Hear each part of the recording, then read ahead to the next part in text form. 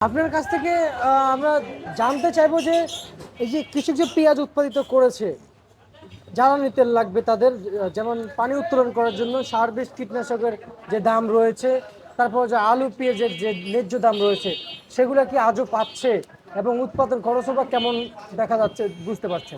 এই আলু, পেঁয়াজ, রসুন এই তিনটা পণ্যের উৎপাদন খরচ তো পাচ্ছেই না। আপনার পেঁয়াজে প্রতি কেজিতে 22 টাকা লস হচ্ছে, আলুতে 6 টাকা লস হচ্ছে, রসুনে 30 টাকা প্রতি কেজিতে লস হচ্ছে, বুঝছেন। আজ থেকে 3-4 বছর আগে ডিজেল তেল ছিল 33 টাকা লিটার, বুঝছেন। কিন্তু সেই ইউক্রেন আর রাশিয়ার যুদ্ধ লাগি হঠাৎ করে তেলের দাম বাড়া আপনার 120 টাকা 22 টাকা করলো। ইউক্রেন রাশিয়ার যুদ্ধের কারণে তেলের দাম ওই যে বাড়াইছে, আর কমায় নাই। কিন্তু একটা সবচেয়ে দুঃখজনক কথা, বুঝছেন, রহস্যজনক কথা, সেটা হচ্ছে এই যে বাংলাদেশে আপনার যারা যারা শখিন গাড়ি চালায়, টয়টা, কার, এই জাতীয় উন্নত মানের গাড়ি, মোটর সাইকেল, যারা ধনী লোক চালায়, তাদের তেল, পেট্রোল আর অকটেল, আজকে পেট্রোল অকটেলের দামও 122 টাকা। ডিজেল, হত দরিদ্র কৃষকেরা ডিজেল তেল দিয়ে বিভিন্ন পণ্য উৎপাদন করে বাজারজাত করে, সেই ডিজেলের দামও 122 টাকা। এটা অবাস্তব, এটা বাস্তবসম্মত না, বুঝলেন। এই যে পেট্রোলের দাম 122, ডিজেল অক্টেলের দাম 122, ডিজেলের দাম 122, এখন আরো বেশি। এটা হলো অবাস্তবসম্মত, এটা বাস্তবসম্মত নাই। তাই মাননীয় প্রধানমন্ত্রীকে আমি সবিনয় অনুরোধ করি যে আন্তর্জাতিক যুদ্ধ কমে গেলে, তেল অ্যাভেলেবল হয়ে গেলে আপনি অকটেল আর পেট্রোলের দাম যতই বাড়ান, কিন্তু গোটা এই কৃষক 1,23,00,000 কৃষকের জন্য আপনি এই ডিজেলের দাম অনেকখানি কমা দিবেন, যেটা কৃষকেরা ডিজেল তেল কিনে আপনার প্রত্যেকটা কৃষি পণ্য উৎপাদন যত অ্যাভেলেবলভাবে করতে পারে।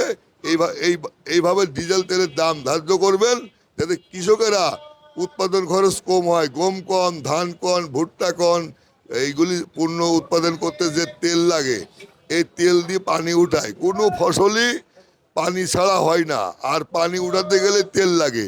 সেই তেলের দামই অতীতের সরকার এই যে মানে 122 টাকা ডিজেল, 122 টাকা অকটেল, 122 টাকা পেট্রোল, এটা অবাস্তব, কাল্পনিক, এবং কোনো চিন্তা ভাবনা করে কাজটা করি নাই, বুঝলেন।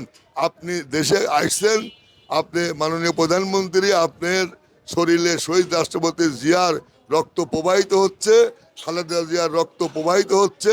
আপনি কৃষকের দিক খেয়াল করবেন, কৃষকের বন্ধু আপনি, কৃষকের ভাই আপনি।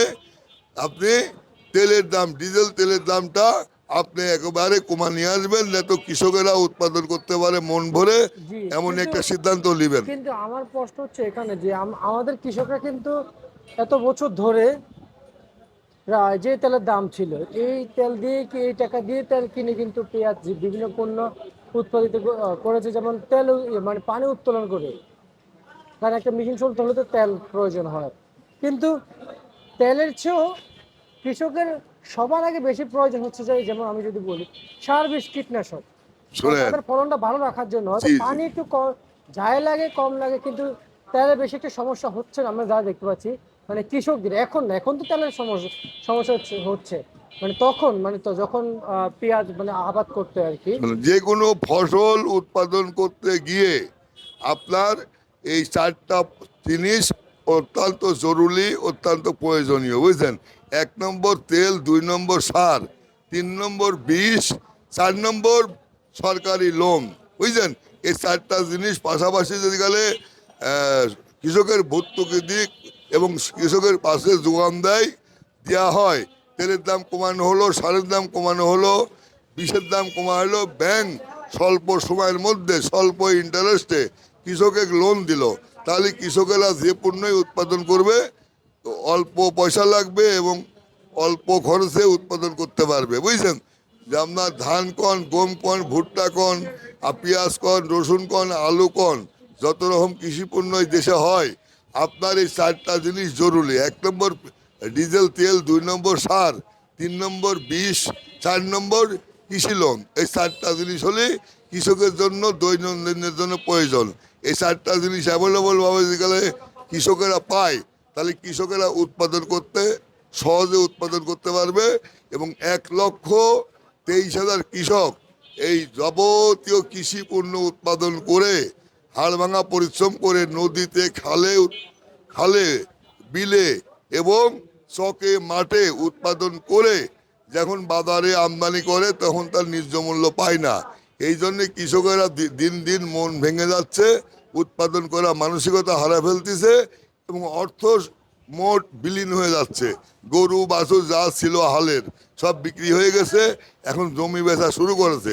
এখন যদি মাননীয় প্রধানমন্ত্রী কৃষকের পাশে দাঁড়ায়, কৃষকের পাশে সহযোগিতা করে, তাহলে আবার 1,23,000 কৃষক এই দেশে আবার চালিকা শক্তি হিসাবে এই কৃষি উৎপাদনে মন দিবে, মানসিকতা তৈরি করবে এবং কৃষক হলে এই দেশের চালিকা শক্তি। এই চালিকা শক্তিকে বন্ধ করা যাবে না, আপনার এই চালিকা শক্তি চালু রাখতে হবে।